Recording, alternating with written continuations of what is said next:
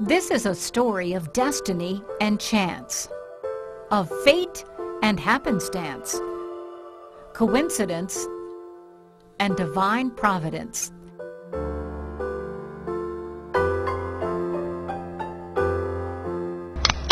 It starts with a Minnesota farm boy serving his country during World War II when he found salvation. During the time he was in the military, he ended up becoming saved and worked with some missionaries in New Hebrides Islands. That's where he was stationed.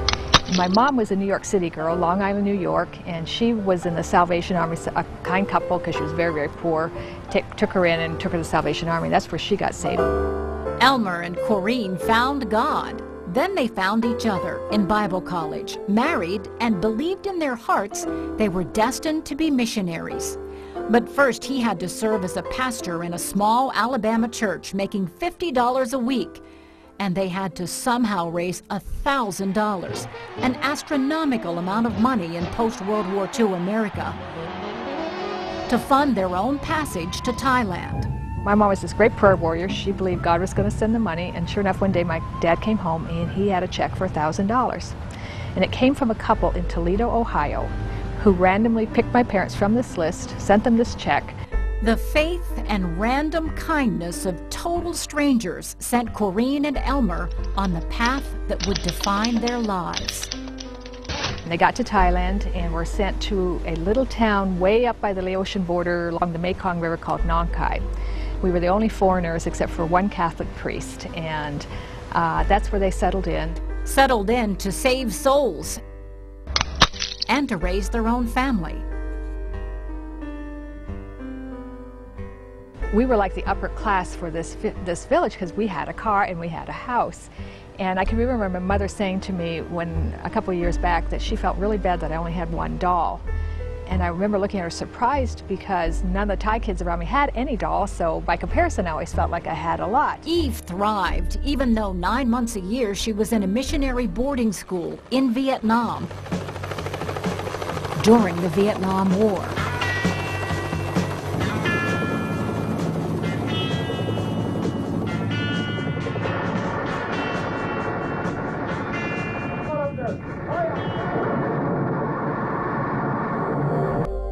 Her parents, who were living out their life's mission because of an act of kindness, taught their children to give selflessly and to accept sacrifice. My parents were so giving and so helpful, and anybody that had a need in their community or their village, they would try to help. It was a lesson Eve carried in her heart when she came by herself to America at the age of 18 with $500 in her pocket.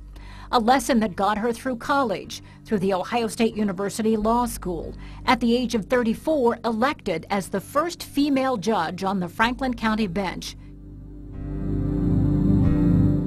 Then to the Ohio State Supreme Court, to advocacy for adoption reform, and to work tirelessly to help the mentally ill who find themselves in the revolving door of prison life.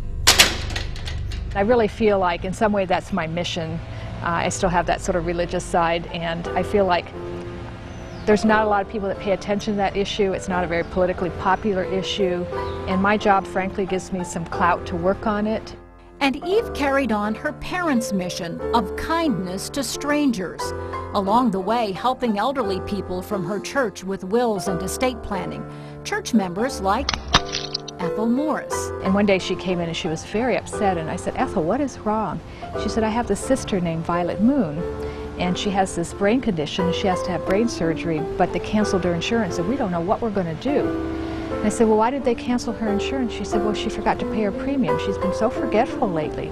It turns out forgetfulness was a medical side effect of Violet's brain disease. I was able to get the doctor to write a letter attesting to the fact, and I talked to the insurance company. They agreed to reinstate her insurance if she would pay her back premiums. So we paid all the back premiums for Violet, and Violet was able to go forward and have her surgery, and it was very successful. Violet Moon was alive because of the random act of kindness from a stranger.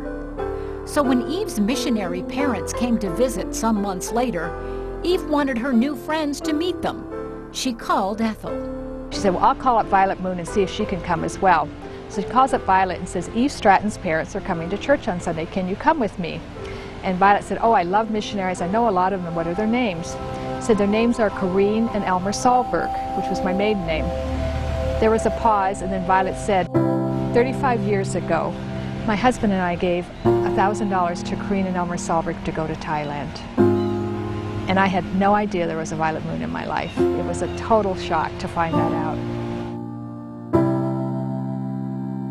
Unbelievably, Violet Moon, the stranger who Eve had helped, was the very stranger who randomly helped her parents 35 years earlier. You're the reason I'm here, you know? The reason I can help you is because you helped my parents. After I was able to absorb it, it made me feel like I have this job for a very specific reason, because that circle completed so perfectly, and that just could not be coincidence. Is it destiny? Is it fate? Eve believes in the gentle, guiding hand of God. I want people to believe that what you do can make a difference in somebody's life. It may not come back to your life, it may be somebody else's life, but the ripple that you cast will really have a widening net and can really make a difference.